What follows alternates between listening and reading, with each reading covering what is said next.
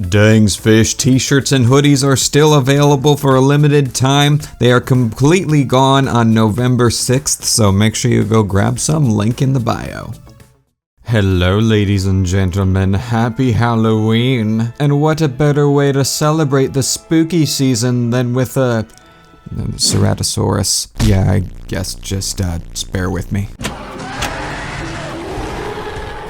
Alright, here is the Hammond Collection Ceratosaurus. I've had this one for a couple weeks now and I was like, you know, this one looks vaguely Halloween-y, put a pumpkin and some candles around it, it'll be fine.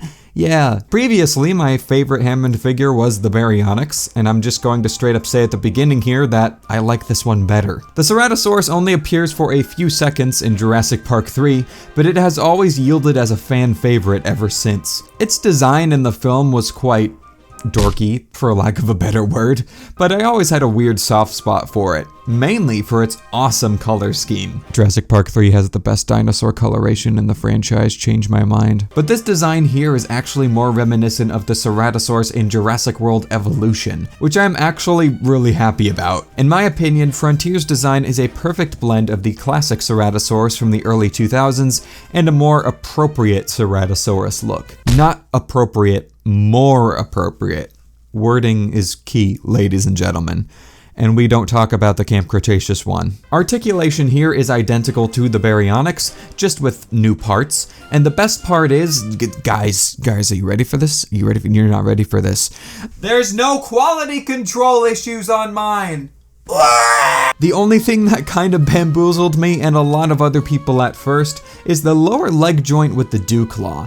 On some copies of this model, including mine, the dew claw on the left leg was facing outwards on the model. At first I was like, oh, of course there's gotta be a quality control issue, this is just great, they put the wrong part on the leg. And then, after gathering my minimal intelligence off of the floor, I was like, David, you idiot, just spin the part around using the massive amount of articulation this figure has.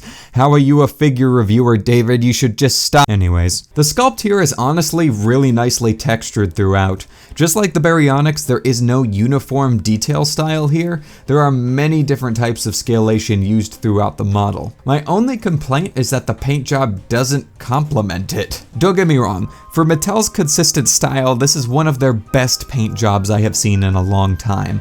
Painted claws, patterns that actually reach the end of the tail, a good standard paint job for a toy. Not a premium model though, like this series is advertising it as. The pattern should actually continue down the arms and the legs, and there shouldn't actually be a brown patch on the face. It should just be red. They probably put that there to compensate for the lack of paint that would be on the face since they don't ever do washes or dry brushing.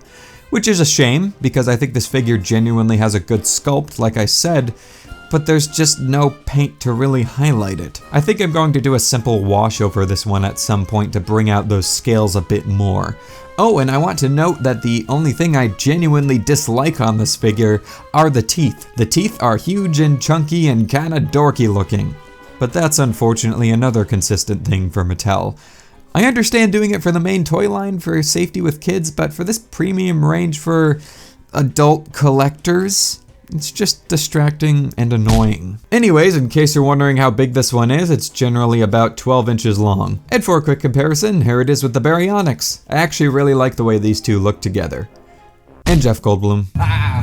Well, that's gonna do it for this review, guys. Thank you so much for watching. I hope you have enjoyed.